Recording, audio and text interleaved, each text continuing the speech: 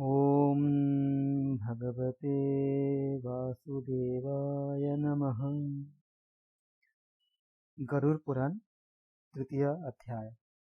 प्रस्तुतकर्ता सूर्यकांत दत्ता। तृतीय अध्याय। गरुड़ जी ने कहे, हे केशव, यम मार्ग की यात्रा पूरी करके यम के भवन में जाकर जब वो पापी किस प्रकार की यातना को भोगता है वो मुझे बताइए। श्री भगवान बोले, श्री विष्णु जी कहते हैं, हे विनीता के पुत्र गरुड़, मैं नरक यातना को आदि से अंत तक कहूंगा। सुनो, मेरे द्वारा नरक का वर्णन किए जाने पर तुम उसे सुनने मात्र से ही कांप उठोगे।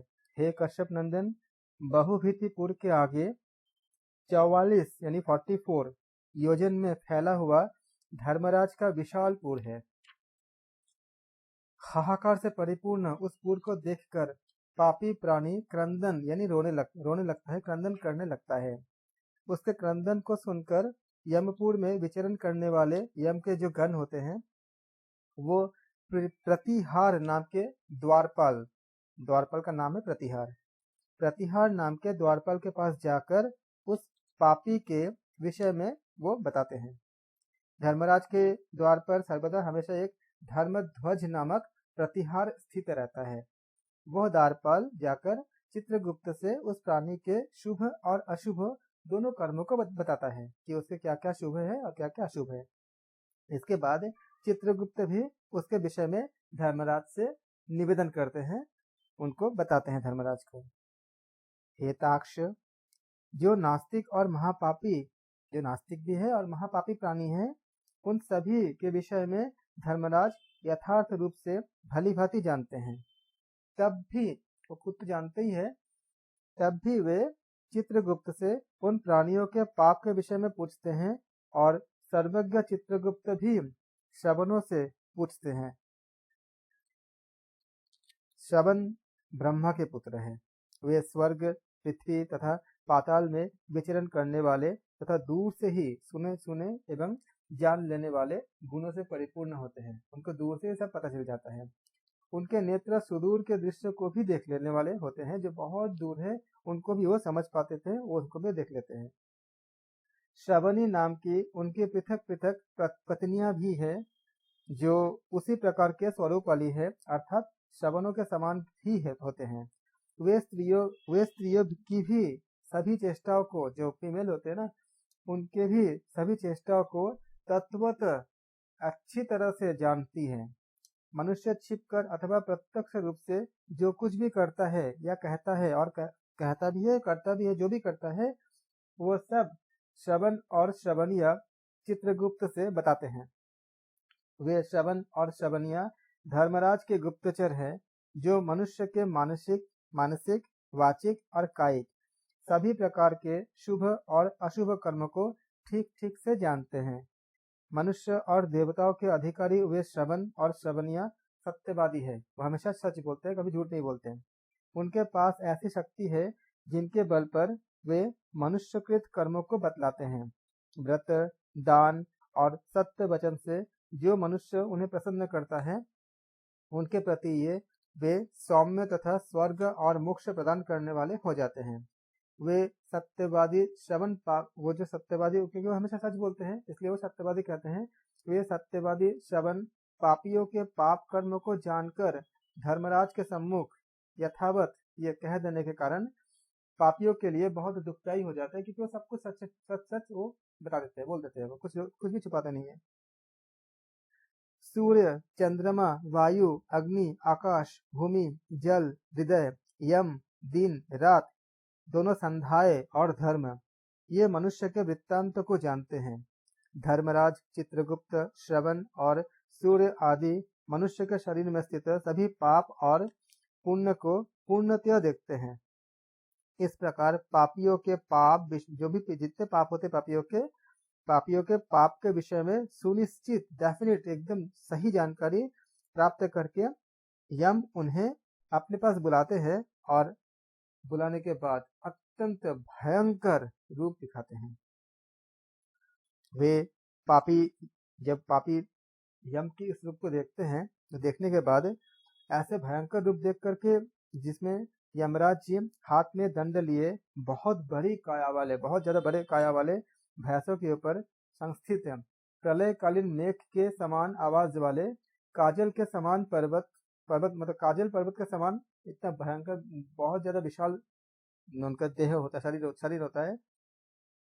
बिजली के प्रभाव के जैसा होता है कि बिजली के प्रभाव वाले आयुध मतलब जो हथियार होते हैं उसका आयुध कहते हैं। आयुध के कारण भयंकर 32 भुजाओं वाले 3 योजन लंबे चौड़े वाले विस्तार, मतलब उनका सोचे कितने ज्यादा विस्तार है, 3 योजन लंबे चौड़े वाले विस्तार वाले, बावली के समान गोल नेत्र वाले, बड़ी बड़ी दाढ़ों के कारण भयंकर मुख वाले, लाल लाल आंखों वाले और लंबी नाक वाले हैं। मृत्यु और ज्वर आदि से संयुक्त होने के कारण चित्रगुप्त भी भयावह होते हैं। यम के समान भयानक सभी दूत उनके समीप आकर के पापियों को डराते हैं या पापियों को डराने के लिए गरजते रहते हैं। उन चित्रगुप्त को देखकर भयभीत होकर पापी हाहाकार करने लगता है। दान न करने वाला वह पापात्मा कांपता है और बार बार विलाप करता है।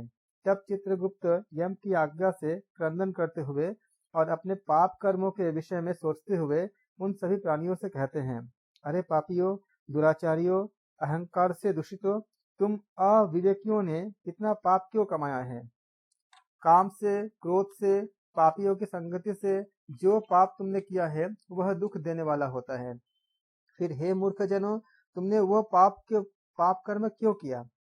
पूर्व जन्मों में तुम लोगों ने जिस प्रकार अत्यंत हर्ष पूर्वक पाप कर्मों को किया है, उसी प्रकार यहाँ पे तुमको यातना भी भोगनी चाहिए। यातना भी पापी को भोगने होंगे। इस समय यातना भोगने से क्यों प्राणमुख हो रहे हो? तुम लोगों ने जो बहुत सारे पाप किए हैं, वे पाप ही तुम्हारे दुख के कारण हैं। इसमें हम लोग कारण नहीं हो सकते, क्योंकि हम तो केवल आज्ञा का पालन कर रहे हैं। ऐसा उन्होंने कहा पापियों से कहते हैं वो। मूर्ख हो या पंडित, दरिद्र हो या धनवान, और सबल हो या निर्बल, यमराज सभी से समान बिहेवियर यानी समान व्यवहार करने वाले होते हैं, या समान व्यवहार करने वाले बताए जाते हैं या कहे जाते हैं। चित्रगुप्त के इस प्रकार वचनों को सुनकर वे पापी अपने कर्मों के विषय में सोचते हुए निश्चिष्ट होकर चुपचाप बैठ जाते हैं। धर्मराज भी चोर की भांति निश्चल बैठे हुए उन पापियों को देखकर उनके पापों की मार्जना करने के लिए यथोचित दंड देने की आज्ञा देते हैं। उसके बाद वे निर्दयी दूत उन्हें पीटते हुए कहते हैं, हे पापी, महान घोर और अत्यंत भयानक नरकों में चलो। यम के आज्ञाकारी प्रचंड और चंडक आदि, जो ये आपका दूत का नाम है, उनके यम के प्रचंड और चंड, तो यम के आज्ञाकारी प्रचंड और चंडक आदि जो नाम है, इन नाम के दूत वाले दूत एक पाश से मतलब एक रस्सी से बांध करके उनको नरक की तरफ ले जाते हैं। वहां पे जलती हुई अग्नि के समान प्रभाव वाला एक वृक्ष होता है, जो 5 योजन में फैला हुआ होता है और 1 योजन ऊंचा होता है। उस वृक्ष में नीचे मुख करके उसे सांकलों से बांधकर वे दूत पीटते हैं, जहां वहां पे जलते हुए, और वो दूत जब वहां पे पीटते हैं उनको, वहां जलते हुए वे रोते हैं। जो पापी, उनको इतनी ज्यादा तकलीफ होती है कि वो रोते हैं, क्योंकि उनको उस तरह से दंड मिलती है। और पापियों को इस प्रकार उनके रोने पर भी उनका कोई रक्षक होता नहीं है, क्योंकि उनको अपने पापों के दंड, अपने किए का दंड मिलता है, तो उनको कोई रक्षा करने वाला नहीं होता। इस तरह से उसी समय जो जलते हुए जब रोते रहते हैं, उस समय उसे शालमली वृक्ष में भूख और प्यास से पीड़ित तथा यमदूतों द्वारा पीटे जाते हुए अनेक पापी लटकते रहते हैं। वे आश्रय विहीन पापी अंजलि बांधकर, हे यमदूतों, मेरे अपराध को क्षमा कर दो, ऐसा उन दूतों से वो निवेदन करते हैं या प्रार्थना करते हैं। बार बार लोहे की लाठियां, मुदगरों, ढालों, बर्छियों, गदाओं और मुसलों से उन दूतों के जो दूत होते हैं उनको इस तरह से यातना देते हैं पापियों को, इस प्रकार से गदा मुसले इत्यादि से उन दूतों के द्वारा वे अत्यधिक मारे जाते हैं, बहुत ज्यादा उनको मारा पीटा जाता है, मारा जाता है पापियों को। मारने से जब वे चेष्टा रहित और मूर्छित हो जाते हैं, तब उन निश्चेष्ट प्राणियों पापियों को देखकर यम के दूत कहते हैं, अरे दुराचारियों, पापियों, तुम लोगों ने दुराचरण क्यों किया? सुलभ होने वाले भी, जब सब कुछ अवेलेबल था, उपस्थित था, सुलभ होने वाले भी जल और अन्न का दान कभी क्यों नहीं किया? जब तुम्हारे पास जल था, अन्न था, किसी प्राणी को, किसी पशु को क्यों नहीं दान किया? तुम लोगों ने आधा ग्रास भी किसी को कभी नहीं दिया, और न ही कुत्ते को तथा कौवे के लिए कभी बलि दी है। यहाँ बलि मतलब किसी जानवर के बलि नहीं, मतलब किसी कुछ त्याग करना, किसी के लिए देना, या हम जैसे गर्मी का मौसम में है, उसमें हम किसी प्राणी के लिए, किसी पक्षी के लिए हम खाना रख दिए, आहार रख दिए, या पानी रख दिए, उनके प्रति उनके केयरिंग की ये है। तो इसी को कहते हैं कि तुम लोगों ने आधा ग्रास भी कभी किसी को नहीं दिया, और न ही कुत्ते तथा कौवे के लिए बलि दी है। अतिथियों का कभी नमस्कार नहीं किया, और पितरों का तर्पण नहीं किया। यमराज तथा चित्रगुप्त, इन्होंने पापी से कहते हैं, यमराज तथा चित्रगुप्त उत्तम ध्यान भी नहीं किया, और उनके मंत्रों का जाप भी नहीं किया। अगर ऐसा करते तो तुमको यह यातना नहीं होती, जिससे तुम्हें यह यातना नहीं होती। कभी कोई तीर्थ यात्रा भी नहीं किया, देवताओं की पूजा भी नहीं की, गृहस्थाश्रम में रहते हुए भी तुमने हंतकार नहीं निकाला। हंतकार का मतलब क्या होता है? भोजन के पूर्व चौके में बैलिवश्व देव तथा पंच बलि की विधि है। पंच बलि में गाय, कुत्ते, कौवे, कीट, कीड़े मकोड़े तथा अतिथि देव, इन पांचों के निमित्त भोजन का कुछ अंश निकालने का विधान होता है। इसे हंताकार कहा जाता है। जहाँ बलि वैश्व देव संभव नहीं है, जहाँ पे नहीं होता है, वह माताएं अग्नि में अन्न की आहुति देकर गौ आदि के लिए कुछ भोजन सामग्री निकाल देती हैं। संतों की, इसी को हम कहते हैं हंताकार कहते हैं। इसी को बताया गया कि कभी कोई तीर्थ यात्रा नहीं की, देवताओं की पूजा भी नहीं की, गृहस्थाश्रम में रहते हुए भी तुमने हंतकार नहीं निकाला, संतों की सेवा नहीं की। इसलिए आप स्वयं को, जो अगर आप, क्योंकि पापी किसे कहते हैं? यम के दूत, कि यम के दूत पापी से ये कहते हैं कि हे पापियों, तुमने कभी संतों की सेवा नहीं की, इसलिए अब स्वयं किए गए पापों का फल भोगो। क्योंकि तुम धर्महीन हो, इसलिए तुम्हें बहुत अधिक पीटा जा रहा है। भगवान हरि ही ईश्वर है, वे ही अपराधों को क्षमा करने में समर्थ है। हम तो सिर्फ उनकी आज्ञा का पालन करते हुए अपराधियों को दंड देते हैं। ऐसा कहकर वे दूत निर्दयता पूर्वक उन्हें पीटते हैं, और उनसे पीटे जाने, जब दूत उनको पीटते हैं, उनको पीटे जाने के कारण वे जलते हुए अंगार के समान नीचे गिर जाते हैं। गिरने से उस शालमली वृक्ष के, जो पेड़ होता है उसका नाम शालमली होता है, तो गिरने से शालमली वृक्ष के पत्तों से उनका शरीर कट जाता है, क्योंकि वो पत्ते ही ऐसे ही होते हैं, एक खड्ग के तरह, जिससे शरीर का छेद हो जाता है, कट जाता है। लेकिन शरीर उनका ऐसा होता है क्योंकि मृत्यु नहीं होती, क्योंकि उनको भोगना पड़ता है। तो वृक्षों के पत्ते से उनका शरीर कट जाता है। नीचे गिरे हुए उन प्राणियों को कुत्ते खाते हैं और वे रोते हैं, क्योंकि उनको इस तरह की यातना या तकलीफ उनको मिलती है। कुछ पापी, ये देखा जाता है कि रोते हुए उन पापियों के मुख में यमदूत धूल भर देते हैं, तथा कुछ पापियों को, जो जो बहुत अलग तरह से जो पापी होते हैं, कुछ पापियों को विविध पाशों में बांधकर मुद्गरों से पीटते हैं।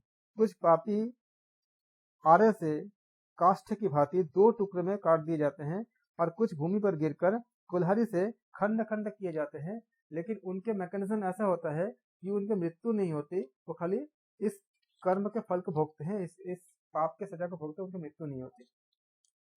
कुछ को गड्ढे में आधा गाड़ कर सिर में बाणों से भेदन किया जाता है।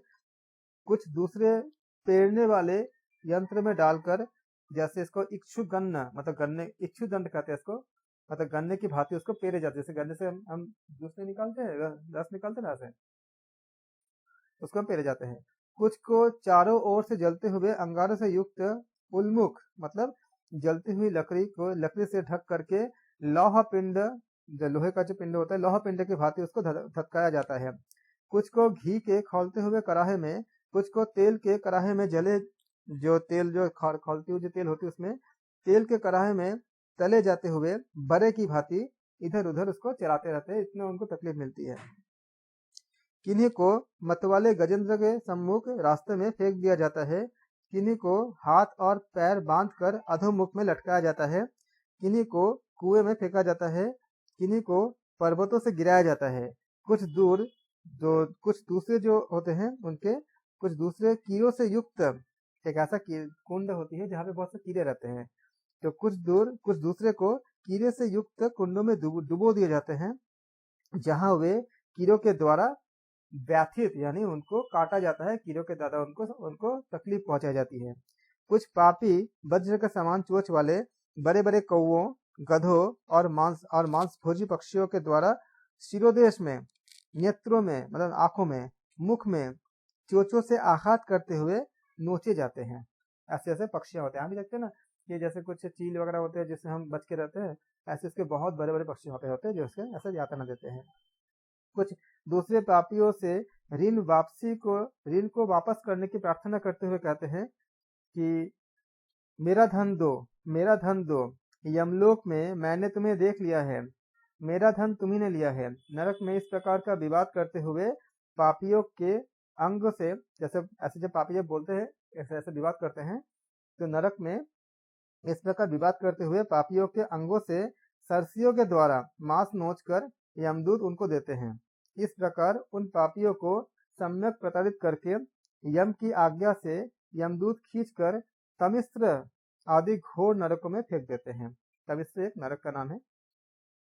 उस वृक्ष के समीप में ही बहुत दुखों से परिपूर्ण नरक है, बहुत सारा और भी नरक है जिनमें प्राप्त होने वाले महान दुखों का वर्णन वाणी से नहीं किया जा सकता। भगवान विष्णु कह रहे हैं गरुड़ को कि इसके हम शब्दों से वर्णन कर ही नहीं सकते। हे आकाशचारिण गरुड़, नरकों की संख्या 84 लाख है, उनमें से अत्यंत भयंकर और प्रमुख नरकों की संख्या 21 है।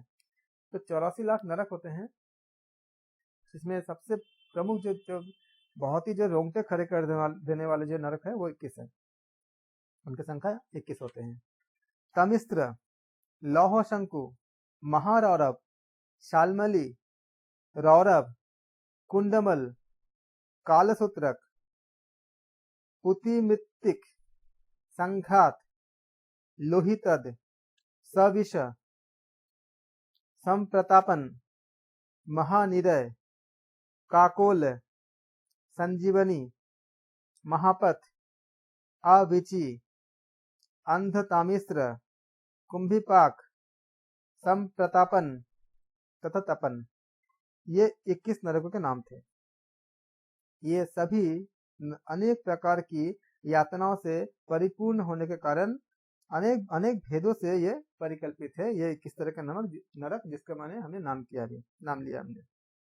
अनेक प्रकार के पापों का फल इनसे प्राप्त होता है और ये यम के दूतों से अधिष्ठित होते हैं। इन नरकों में गिरे हुए मूर्ख, पापी, अधर्मी जीव कल्पपर्यंत, जैसे यह जो इस तरह के जो पापी होते हैं, जो मूर्ख है, पापी है, अधर्मी है, ऐसे जीव कल्प पर्यंत उन नरक की यातनाओं को भोगते हैं। तामिस्र और अंध तामिस्र तथा रौरवादी नरकों की जो यातनाएं हैं उन्हें स्त्री पुरुष पारस्परिक संग से निर्मित कर भोगते हैं। इस प्रकार कुटुंब का भरण पोषण जो ऐसे करते हैं, अथवा अपना पेट मतलब किसी और को न दे करके केवल अपना पेट भरने वाला यहाँ कुटुंब और शरीर दोनों छोड़कर मृत्यु के अनंतर इस प्रकार का फल भोगते रहते हैं। इस नरकों में इतनी ज्यादा तकलीफ के होते हैं।